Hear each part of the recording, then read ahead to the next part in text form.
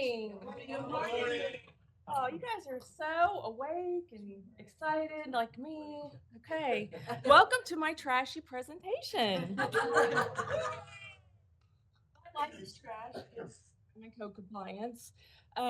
So I started here about 5 years ago and I was hired to do code compliance. And at the time, I was the only code compliance officer for the whole county. So I did that job for about 2 to 3 years by myself. And then I got Jake Jones as another code compliance officer. And now we have Jake or Brad Evans, sorry. He's our newest code compliance specialist that works with us. And he's doing a phenomenal job. Um, and so today I'm just going to basically show you a lot of pictures because pictures always go over very well. So see if I can get this to go the right direction. So the purpose of code compliance, we just want to get compliance with our zoning, building, and environmental regulations with property owners. And that is purpose of our regulations for those specific regulations is to make our county pretty. And that way it doesn't affect people's property values. So on that picture there, I just took it yesterday. I drove through this was at Wadsworth Park. I drove through the park and that was not like that 2 weeks ago. And now it's missing all of the metal off of it. So I don't know what's going on there. So I have a new case to open today. This was a house I tore down a couple years ago. I'll talk about that later too. So we've got trash and dumping, immobilized cars, living in a travel trailer. You cannot do that in Greene County. A lot of people don't realize that, but you have them all over the place. And animal violations, we'll talk about that also. Unauthorized businesses operating in zoning they shouldn't be operating in, and dangerous unsecured structures. So I'm going to start with environmental. So I'm all about water features in your yard, but if you have this is not something that's a good thing.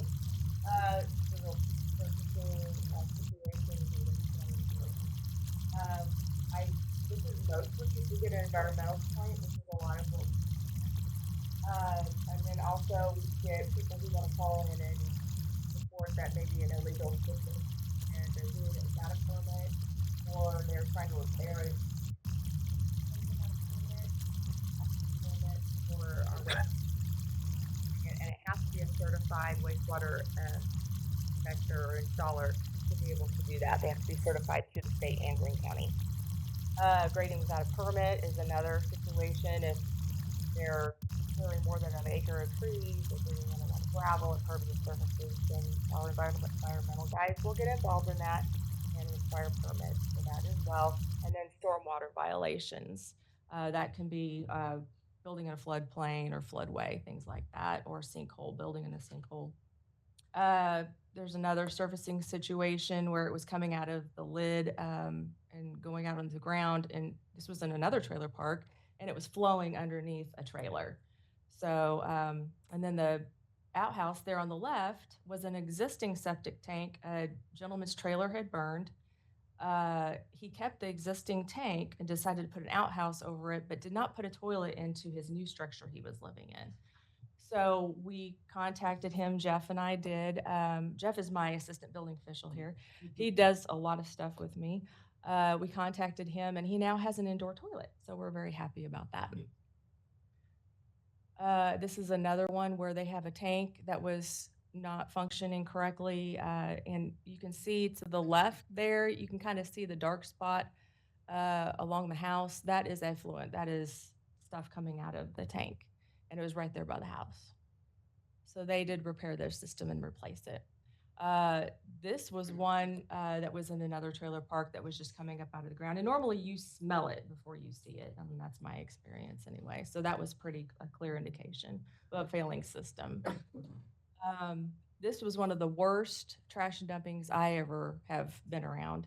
It only had, it had immobilized vehicles, obviously, also in the picture. Had surfacing septic also, which was surfacing and running out into the driveway.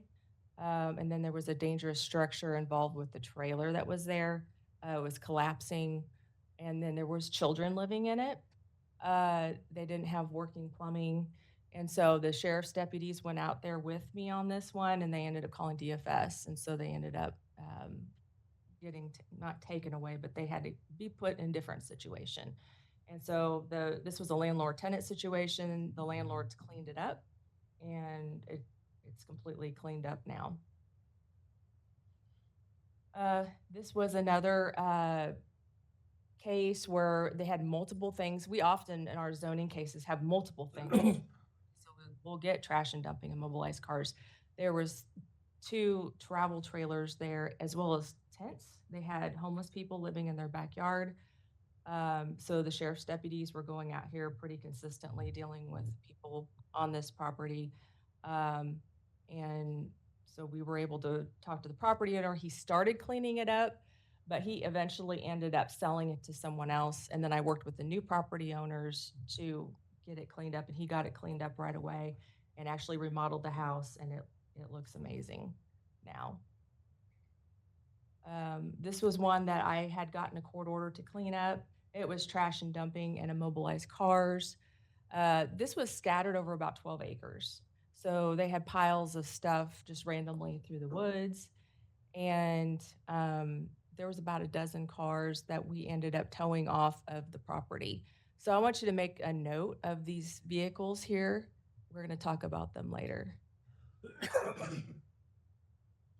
And sometimes you can't appreciate trash and dumping until you look at it from our aerials that we have.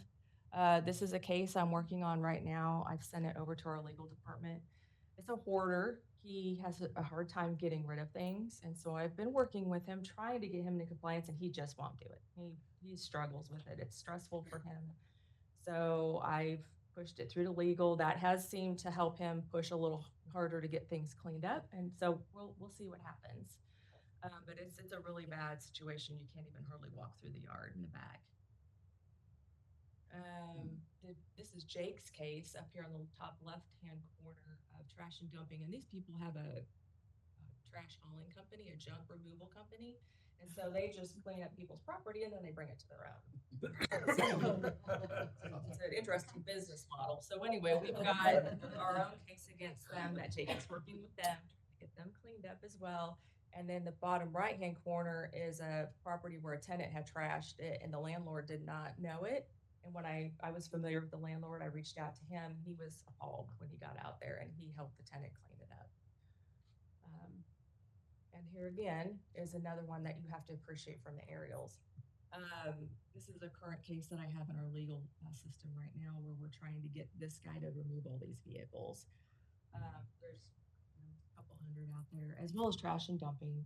And they've been there for quite a while, except it keeps expanding. So it used to be just around the house and the shop, and then it keeps getting bigger and bigger and bigger, to where it's taking up I don't know how many acres right now. This was Jake's case. He just sent it over to legal, but I think everyone should have one of these in their yard. Dangerous structures are big. We usually get dangerous structures from after a house is burnt or something. We'll get a call from somebody, and then our building regulations inspectors will go out and post it as a dangerous structure. And then we try to work with the property owners after a house is burned like that because it takes time. Obviously, there's been a loss, and they have insurance. They have to work through things like that. And so we try to have grace, and we're it people have suffered a tragedy, so we want to make sure we're sympathetic to that without giving them too much time. This trailer on the right hand side had been there for years, so it wasn't something that had just recently happened. This is one of the worst dangerous structures I'd ever seen. I ended up tearing this trailer out. It's about 15 foot in the air. They have it way up on cinder blocks. It was probably put there in the 60s maybe, but it had been that way for a long time. And then it kept slowly falling, leaning. And then the kids had gotten in there and burnt it, and it just kept getting worse and worse. So I got a court order, and we went and cleared that one, and another one right next to it was in really bad shape. There's a stickers that they'll put on the buildings to keep out letters for people to know it's uninhabitable. They get in there and they tear whatever metal they can out and just leave it and trash it, and it's just a mess. And then eventually it gets burnt. Squatters will get in there. This is that house that I talked about earlier. It had been sitting vacant for years. The owner was deceased.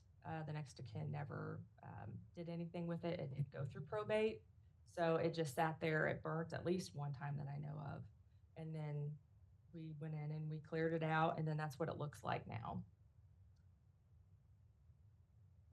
We deal with animal violations, some, not a ton, but we do. Either the wrong kind of animals and the wrong zoning, or if they don't have enough acreage. So if you're in a residential zoned district, you can, have to have at least 3 acres for certain animals. If you're in agriculture, you can have different animals as well. So that the horses up there was just horses on that parcel. So that's what the complaint was on that one. The potbelly pigs was in a residential area. And then we don't allow goats to wear clothing in Greene County, so that was a violation.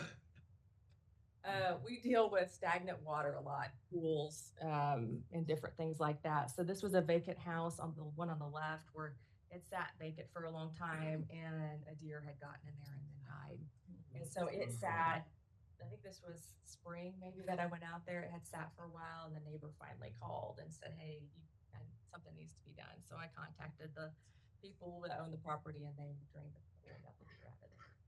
And then we also deal with cemeteries, some, and green spaces. So water detentions that are in subdivisions, especially in older subdivisions that maybe the homeowner association is no longer existent, or the green space never got handed over, and it doesn't really belong to anybody. Sometimes we can find owners and sometimes we can't.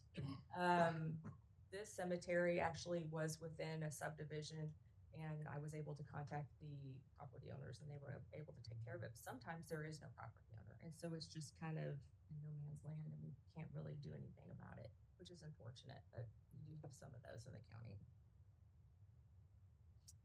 Operating a business, we went out to the one in the top left-hand corner was a food establishment. They had a strip center and they were trying to open a food business. And so I got a call from the health department, and they were asking if we had known about it, which I didn't. And so we went out with them and they did their thing where they took temperature readings and sanitizing things and all that. But then we were there because they had infilled the property without a permit. So we were talking to them about what they would need to get that taken care of. The dumpsters, that was Jake's case, and he had gone out. This was a residential neighborhood. They decided to take an empty lot and just store their roll-off dumpsters there and spray paint them also, as you can see. So he had to contact them, and they were able to be removed and put at appropriate commercial location.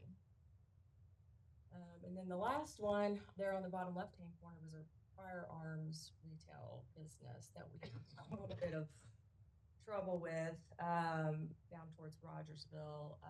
It was a retail establishment. They tried to tell us it was not, it was art. And anyway, it was zoned commercial, but they had to get a conditional use permit as well as their zoning being correct.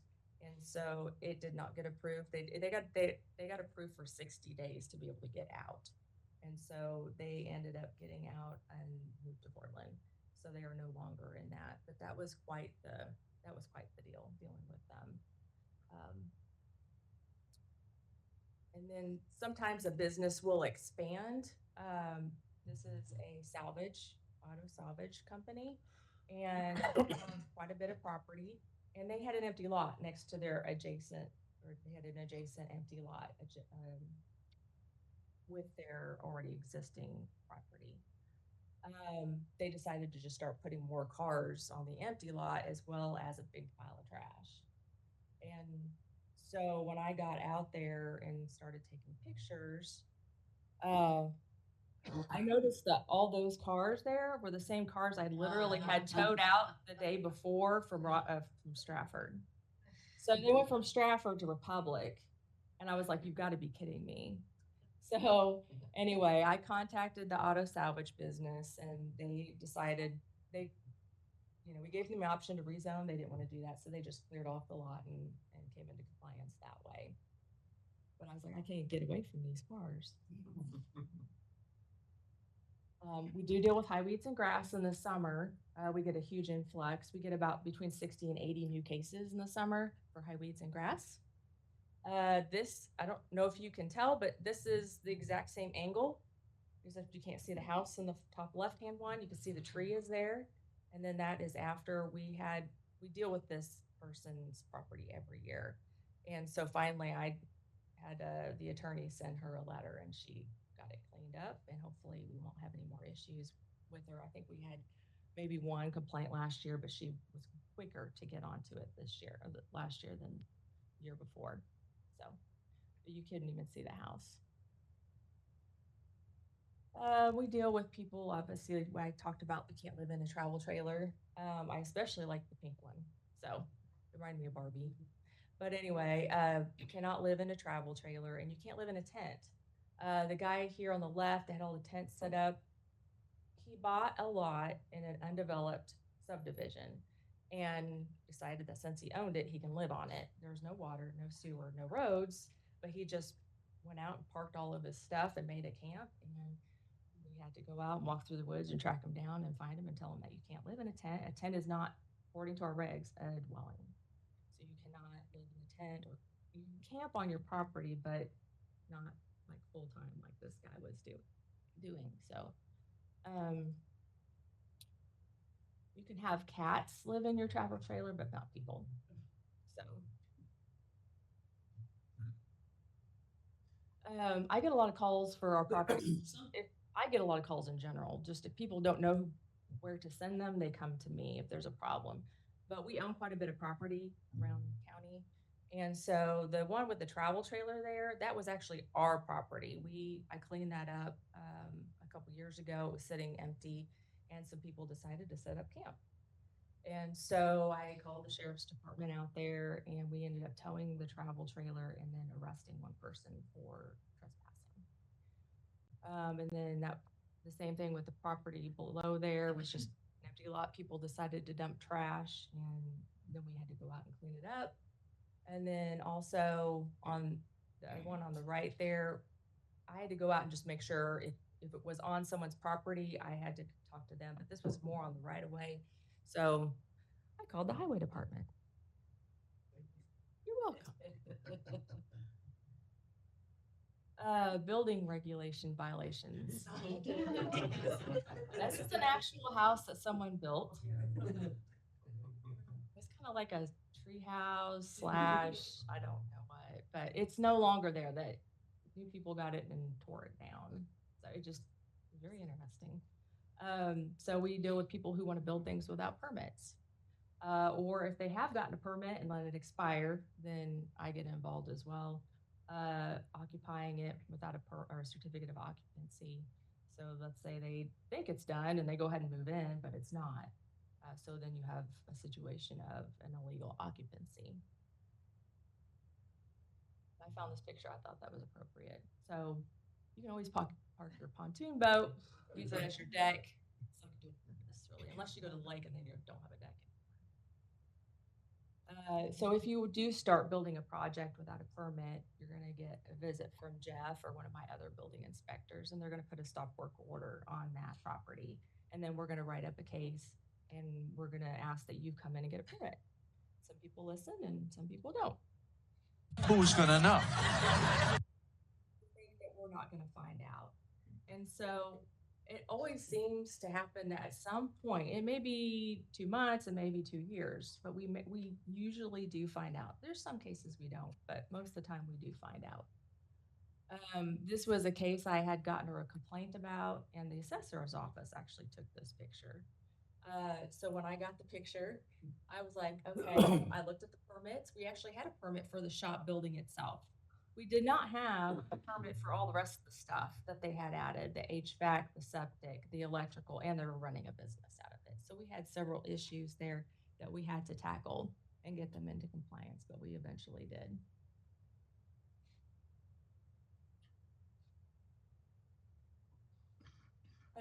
This is another one where it was a large piece of property where they had just started constructing buildings with no permits. The white barn was a completely new build. The other one on the right was an old dairy barn, I think is what we decided, and they put living quarters in it. And then they also had 2 or 3 other structures and as well as building a pond, sinkhole, grading without a permit. They had several issues going on. Got in contact with them. They kind of filled out some permits. They kind of started getting in compliance and didn't really get very far. They then proceeded to sell the property, and we contacted the new owners, and they were after it took them about a year, didn't it, to finally get completely done with all the permitting and everything. Um, So we get our complaints from many different sources. Citizens are probably one of the bigger ones. They'll just call and say, Billy Bob is throwing his tires out in the backyard and I'm tired of it. Mosquitoes are coming and, or they're adding on and I want something done. And so we go out and we handle it and write up a complaint. Sometimes when somebody turns in an application, we'll find it through our internal process. Our wonderful permit techs will look at the aerials and see if there's any new um, construction that's occurred that maybe hasn't been permitted, and they will write up a case for us as well on that. Staff, we have a lot of people driving around, and they're like, "Hey, Jen, have you seen grading going on without a permit, or have you seen this construction going on, or something like that?" So we get a lot of cases like that. The assessor's office, they will email us once because they're out looking at properties. So that's always very helpful. Private inspectors will call if you're selling your house and you get an inspection by a private inspector. Sometimes they'll call us and like, hey, what septic information do you find on this shop that has a living quarters in it? And they're like, what living quarters? We don't have any permitted living quarters happening in this building, so we don't know what you're talking about. So we'll write up a case for that and investigate that as well. Contractors like to get paid, and when they don't get paid, they call us and say, hey, these people are doing this work without permits. We don't usually go after contractors, we go after the property owners. So I had one recently, and he had called about a year ago and told me what was going on, but I couldn't see, or aerials hadn't come out yet. I couldn't see it from the road, so I had to hang on to that case for about a year until our new aerials came out, and then I could see that there was a pool there, and then contact them. And they also had changed out the framing and the windows, which required a permit, so I could deal with that as well. But he was upset because he hadn't gotten money or something like that. He was very angry about it. We have change viewer software that will pick up new structures as well. We achieve compliance through several steps. So first we make a site visit, we'll take pictures, we'll investigate. If we see somebody out, sometimes we'll stop and talk to them. Say, hey, did you happen to know you could get a permit for this addition or for this pool or whatever it is, or clean up the mess. Oh yeah, we'll get it cleaned up, you know. And we'll also send a letter once we get back to the office just to document that we have talked to them. This is what we discussed. Can you please get it? Send usually 2 letters. We'll send first and second notice. And then if we don't get any response or it's a very delayed response, then we'll send a final notice. Final notice is saying, hey, we're getting ready to send you to our legal department if you don't get something done. We try to go for voluntary compliance. We want people to do this themselves. We don't want to spend all of our budget on legal fees and all of our manpower on trying to babysit people. But I would say, you know, for the most part, most people will come into compliance, but we have a few that just don't want to comply. So that's where the county counselor comes in. We will send them a case, we get a title search, and all of our documentation, our pictures and everything to send to them so that way they can build a case. It's no different than you going suing your neighbor for whatever they're doing. That's what we're doing. And so we'll go to court. The last one I went to, I actually got on the stand and testified. Yes, this is what's happening. I showed the judge the pictures and he agreed to give us a court order. And some people think they can just pay the fine whenever they have something like this going on. But that's a little more complicated than that. We don't have a fining system. What we do is, this is the case I just talked about. I testified and we were able to get a court order about.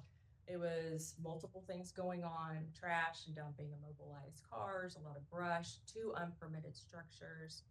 And I got onto the property, I didn't realize how much was there because I can't get onto someone's property until I have a court order. I can't just go walk around their stuff. So I was able to get the contractors out there. They cleaned it up. This is what it looked like afterwards. This was right at the end of last year. And then we will send them the bill. So if this was $10,000, they're gonna get a $10,000 bill. And they have so many days to pay us, and if they don't, we can seek a money judgment. Of course, I don't know if most of you have seen my tire case. This was from a few years ago. This was the biggest cleanup in Greene County history as far as the amount of debris and stuff that we had to clean up.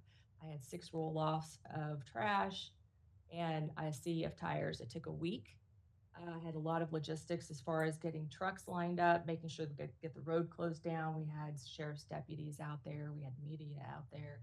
There was just a lot of stuff going on, a lot of working parts, but we finally got it done.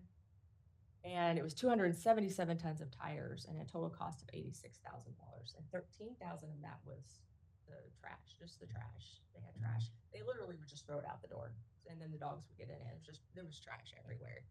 So we sent her the bill and she didn't pay it, believe it or not. So she still owns the property. If she had not paid that, that was one that we were prepared to send over to the sheriff's cell. And somebody, probably more than likely, this was a nice area at Anchorage, so probably bought it. So. And we work with a lot of different departments. The environmental, building regs, and planning and zoning are all on the top floor with code compliance. We're all up there together. I work on a daily with all of those departments. We have so many different cases that we all just kind of work together. And then I work with the sheriff's department, of course, and I put real estate agents on there because if I have a case on a property and I see that it's for sale, I'm going to contact that listing agent and I'm going to let them know, hey, did you know there's a code compliance case and they've done this and this without permits or whatever. They're like, oh, and whether or not they know, I don't know. They could know and just act like they don't, but that is on them at that point, and they're supposed to, from my understanding of real estate contracts, supposed to list if there's a code compliance case in their contracts. So I let them know, and usually that will kind of spur on something to happen. And then also the assessor's office is huge. The county commission gets a lot of our complaints, and they call us. Title companies, we have one title company that will call us prior to sale, and we will let them know if there's any violations or permitting issues. Highway department, deal with them a lot, and the recorder's office are always very friendly. If I need something, they're willing to help me. And then of course the health department. Last year, so we currently have 423 cases. 45 of those are legal. We closed 469 cases last year, and we currently have 320 building without permits. So really, but that's what a majority of what we deal with are dealing without permits, whether it be single family dwellings, accessory structures, pools, anything like that. That's it. Any questions? Yeah, I wanna know why it's illegal for the goats who are closed. It's not right. Oh, but it's not illegal. I'm just kidding. Sorry. Yes, ma'am. Does your property cover, Yeah. spring copper, or do they have their own code compliance, and are you guys? They have their own code compliance. They have building development services, and they have their own code compliance. I do know some guys over there, so usually if I have a question, I'll reach out to them and talk with them about it. So, Which is kind of that breakover point that most people don't realize. They go from not needing a permit to needing a permit. Like, if I'm gonna replace my carpet, I don't think I need a permit for that. Right. You said framing windows earlier, because now you're talking about structure. What's Yep. kind of that breakover point where most people need a permit, they don't realize it?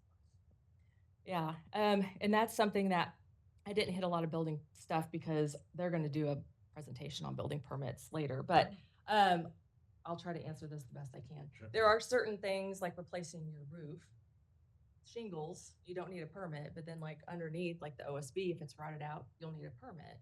I think it just depends on structurally if it's something that is being replaced. they're taking out walls, framing on the windows, that they're redoing the headers and things like that. If they're just replacing windows, not changing anything, then we usually don't require a permit. So it's been a very big learning curve for me, and I still get it wrong all the time. And Jeff's like, well, no, they can do that. And I'm like, oh. So it's one of those things that I always tell people to call and ask. Talk to our building inspectors. They're always willing to answer questions and stuff. But like decks, things like that. Well, they say I'm just replacing the boards on decks. Well, if that's not structural and it's just the boards on top, then they might not need a permit. But it's always better to call and ask. So, yep. No more? Okay. Thank you very much. Appreciate your kind of